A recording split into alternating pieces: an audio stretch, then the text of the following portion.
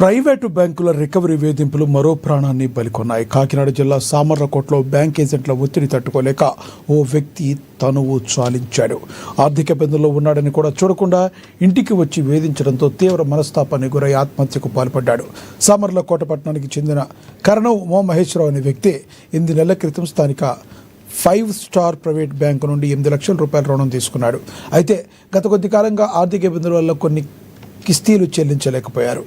దీన్ని సాకుగా చూపి సదరు బ్యాంక్ రికవరీ ఏజెంట్లు ఉమామహేశ్వరరావు ఇంటికి వెళ్లి నానా హంగామా చేశారు. తీసుకున్న అప్పు మొత్తం వెంటనే చెల్లించాలని, లేదంటే పరిణామాలు చాలా తీవ్రంగా ఉంటాయని కుటుంబ సభ్యుల ముందే వేధించారు. ఈ అవమానాన్ని తట్టుకోలేకపోయిన ఉమామహేశ్వరరావు తెల్లవారుజామున తమ ఇంట్లోనే ఉరి వేసుకుని ఆత్మహత్య చేసుకున్నాడు. ఈ ఘటనతో ఆ కుటుంబం ఒక్కసారిగా రోడ్డున పడింది.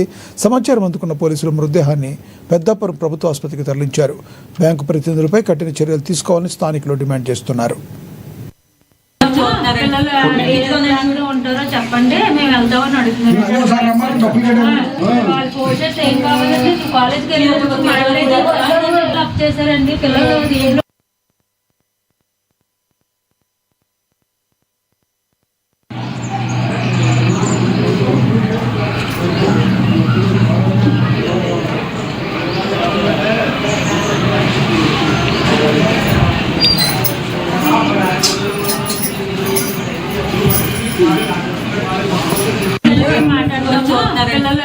పిల్లలు ఉంటారో చెప్పండి, మేము వెళ్తామని అడుగుతున్నాం.